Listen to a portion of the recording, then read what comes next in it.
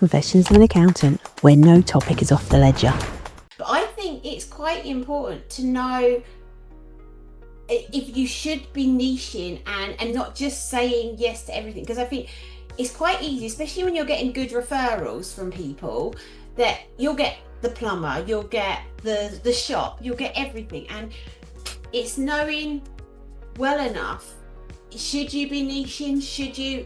How specific in your client or ideal client do you need to be? Is it really going to, I only deal with electricians, or could it be wider? What's your take on that?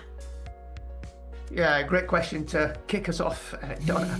And if anyone who knows my content, sees my stuff, I'm a very big believer in niching down.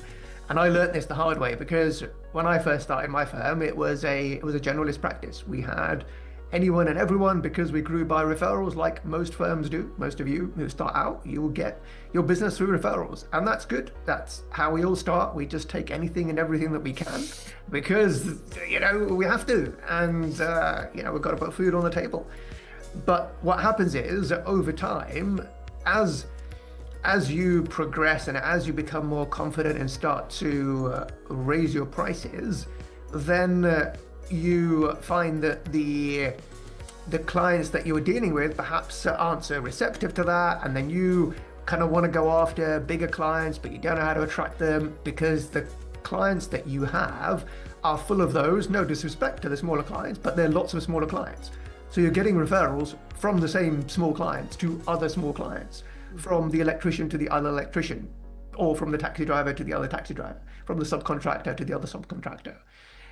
And that is okay if you're okay dealing with those kind of clients. But if you want the bigger, meatier clients and be able to charge a higher fee, then you've got to do something which differentiates you from everybody else out there.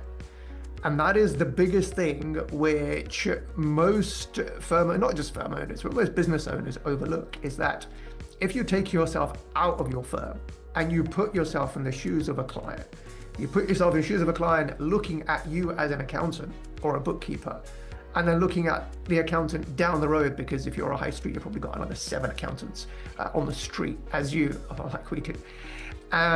What differentiates you from one to the other? If nothing differentiates you, then the only thing that's going to differentiate you is price. And that's never a good thing, because you're seen as a commodity, and you'll just be, you'll just be compared on price, and people who join you on price will leave you on price.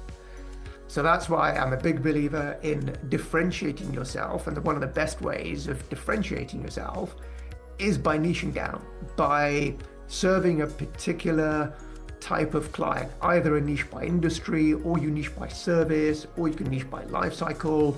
But one of the best ways of niching is industry.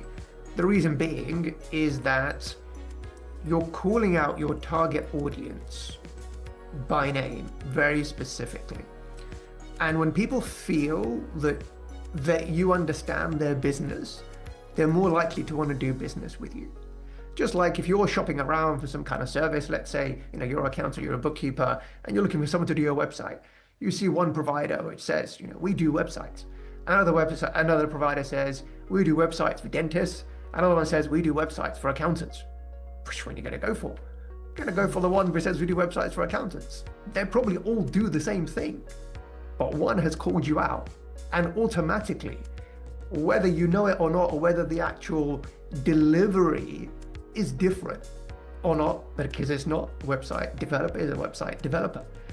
Accountant is an accountant. What we do for content creators, which is our niche, is no different to what you would do for your electricians or your plumbers. Essentially, it's bookkeeping, it's VAT, it's management accounts, it's accounts. It's the same work. But the way it's positioned makes a big difference in terms of how you appear in a marketplace, and how someone feels, a client feels, that you understand their business better than the accountant down the road.